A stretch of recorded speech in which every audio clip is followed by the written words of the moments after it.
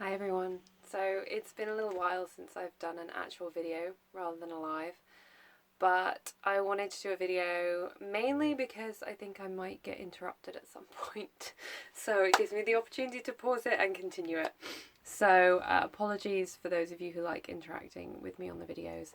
Please do leave comments, message me if you want to, if you have any thoughts or if it touches you, this message in any way. I would love to connect with you and hear more about you and possibly how I can support you. Who knows? This video has come to me, or it's come to me to talk about with you, because it's something that I have been challenged by so much.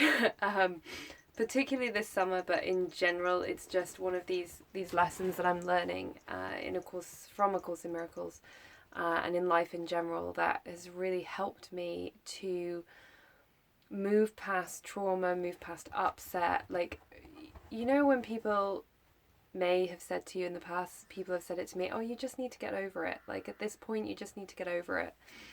And you're like, oh, I'm trying and it's not that easy and I had all this stuff happen to me and you don't understand, or whatever it might be.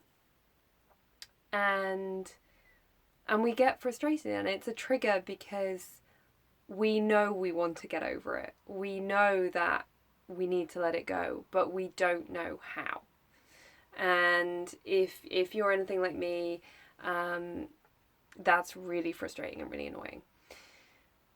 So hopefully in this video I'm going to explain a little bit about the approach that I've taken to really truly let go of stuff that has happened in my past when I feel I've been wronged, or somebody's attacked me, or if I've upset somebody, or whatever it might be, and really found a place of peace within myself. And hopefully you can try it as well. It is pretty triggering sometimes, so I'm going to put that out there and leave it out there. If it's triggering, it's okay. It's okay. That's all I'm going to say. It doesn't stay with it or not, or come back to it. It's okay. So we tend to love, or I'm going to say this, the ego tends to love staying stuck in either the role of victim or survivor. So a lot of the time, a lot of the amazing work that crisis centers do with people who have been through significant trauma is to teach them about being a survivor rather than a victim, which is amazing. And sometimes we need that survival instinct to get through. And by giving ourselves, even if we do it subconsciously, the label of victim or survivor, we are associating and linking ourselves to our trauma. We have decided that we have been shaped the way we are, that we are the way we are because of what's happened to us.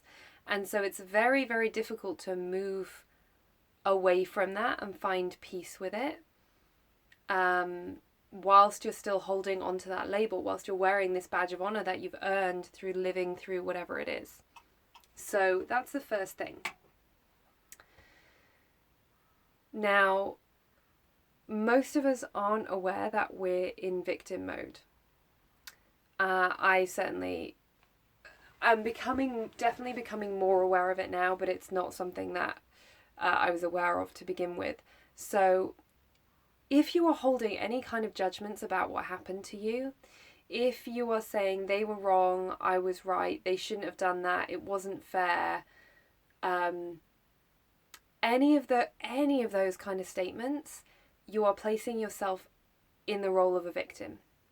You are placing yourself in the role of, this has been done to me. I didn't ask for it. I didn't want it. It was done to me, and now I have to deal with the consequences. That is a very helpless place to be, and a very painful place to be. And if you're in that space, my heart goes out to you, because I've been there myself. It is not a nice place to be in. And I'm not saying for a second that you did ask for something traumatic to happen to you, that it was somehow your fault. What I'm saying is, what if there wasn't a fault? What if instead of trying to make something right or wrong or make sense of it, there was a space to just let it be and recognize that this happened to you and it happened in the past. That it happened and it happened in the past. And there is no right or wrong or good or bad. It just happened and it's not happening now. The more that we hold on to, this happened to me, it was right or wrong, or I fought or I survived or I did this or I did that, we're bringing the trauma along with us.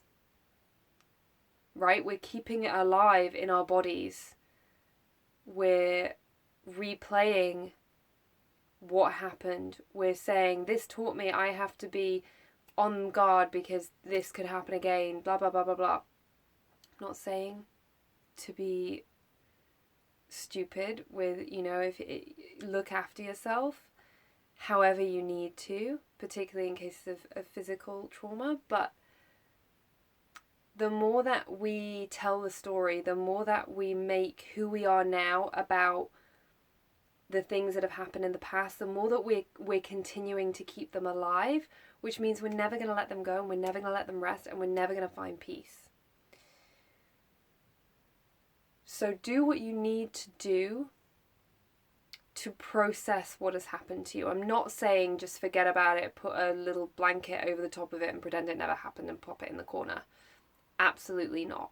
If you have experienced trauma, process that trauma. Get help processing that trauma if you need to. Get the support of a counselor like myself, a therapist, anything that you like, that you resonate with. But process the trauma, like experience it, work through it, do your journaling, do your therapy, do your yoga, do your meditation, whatever it is that you need to feel like, okay, I have processed this trauma and now I want to move on from it. And the only way really you can fully move on from it is to go, I'm not a victim, I'm not a survivor. It was just something that happened in the past. I'm going to stop making it good, bad, right, wrong. It just is. It existed, and right now it doesn't. The only place it exists is in my mind. And I choose to let it go. I choose, and this is a really challenging part, because our ego wants us to keep it going, because our ego wants to continue to be right.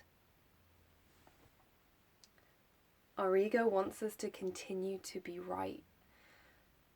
So for us to say, it's not good, it's not bad, it just is, like, I'm not a victim, I'm not a survivor, this just happened to me, I wasn't wronged, it just is, and it's in the past, and I'm actually going to let it be and not put blame, not put judgment, not make an opinion, nothing. I just want to move forward. The ego hates that because it has to let go of being right.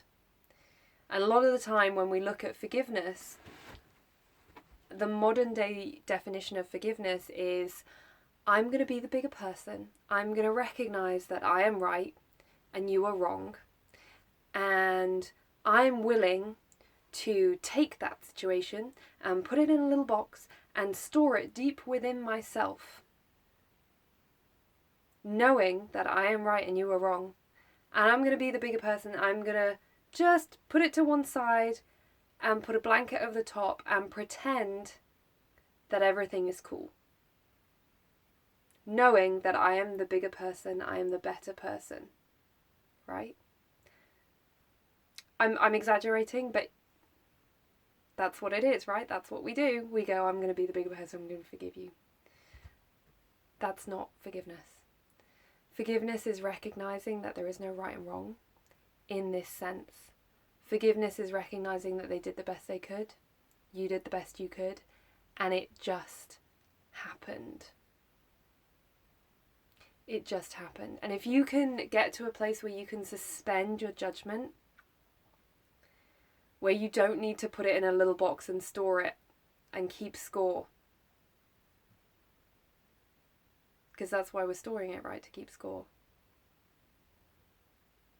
If you can genuinely go, it happened, I don't care who was right or wrong anymore, I just don't want to deal with it. I don't care who was right or wrong. I just don't want the pain of carrying it around anymore. That's where your peace lies. And that's what the ego doesn't want, because the ego wants to be right. So for you to say, I don't care. I genuinely don't care who was right or wrong. I just want to be peaceful. That's full on, like, I get full on resistance from my ego when I try and do this. But the moment that I go, I'd rather be happy than right. I would rather be happy than right. You find peace. That's where peace lies. And this is, like I said, it's a really challenging way to approach things. And I would love to support you if you would like more support. I knew this would happen. But yeah, that's the way to do it. So please do leave me some comments. Reach out, emmabrook.net. You can book a free consultation with me if you'd like to go deeper with this and maybe work with me in a therapeutic setting online. And good luck with it. I hope it's helpful. It certainly has been to me, so I wanted to share it. Sending you lots of love and blessings. Bye for now.